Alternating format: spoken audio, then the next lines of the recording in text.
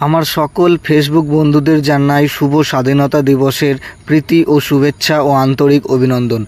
তারিখটা যখন 15ই আগস্ট, ঘড়িতে সকাল 6:30। হঠাৎ করে আজ কেমন যেন মনে হলো ভগবানের দর্শন করতে যাওয়া উচিত। সেই জন্যই আমরা পুরো সকালবেলায় স্নান করে বেরিয়ে গেলাম। এখানে আমাদের রুম থেকে 3 কিলোমিটার দূরে অবস্থিত শিবলিঙ্গ, যেখানে মারাঠি ভাষায় বলে বাবা শ্রী রামলিঙ্গের দর্শন করতে। সেই জন্য আমরা সকালবেলায় ফ্রেশ হয়ে গাড়ি নিয়ে সোজা বেরিয়ে গেলাম আমাদের সেই মন্দিরের উদ্দেশ্যে। তো সেখানে আমরা মন্দিরে যাব এবং মন্দিরটা কেমন সেটা আপনাদের সামনে তুলে ধরব। তো দেখতে থাকুন আমার এই ভিডিও, এবং আমার এই ভিডিওতে আমার সকল ফেসবুক বন্ধুদের সুস্বাগতম। তো রাস্তা দিয়ে আমরা যেতে যেতে এই যে সোজা চলে আসছি আমাদের ওং নমঃ শিবায় রামলিঙ্গ দেবস্থান, সেই মন্দিরের ভেতরে। তো ফাইনালি বন্ধুরা আমরা মন্দিরের ভেতরে পৌঁছে গেছি।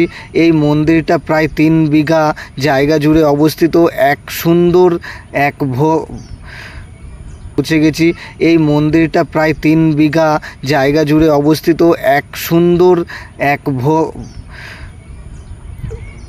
খুব জাগ্রত একটা স্থান।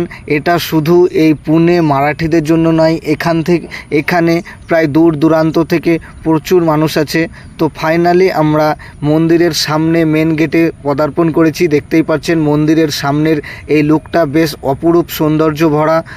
আমরা প্রথমেই এখানে ছোট্ট একটা প্রণাম করে আমরা মন্দিরের ভেতরে প্রবেশ করব।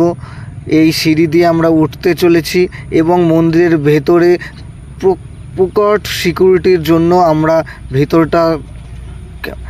মন্দিরের ভেতরে ঢুকেই আমরা প্রথমেই দেখতে পেলাম আমাদের শ্রী নন্দী মহারাজ তার শিবকে পাহারা দিয়ে দাঁড়িয়ে আছে। তেমন যেন এক সুন্দর মুহূর্ত আমাদের চোখে পড়ল। মন্দিরের ওপরে বেশ একটা চূড়া এবং মন্দিরের যে অপরূপ সৌন্দর্য দেখে আমি প্রায় মুগ্ধ হয়ে গেলাম। এই মন্দিরের চারিপাশটা খুব সুন্দর এবং এখানকার যারা মন্দির পরিচালনা করে তাদেরকে আমি অনেক ধন্যবাদ জানাই এরকম মন্দিরটাকে সুসজ্জিত করে রাখার জন্য। এবং এখানে যে পরিমাণ পরিষ্কার পরিচ্ছন্নতা রেখেছে এরা, তাদের জন্য সত্যিই মন থেকে একটা ধন্যবাদ জানাতে ইচ্ছে করে।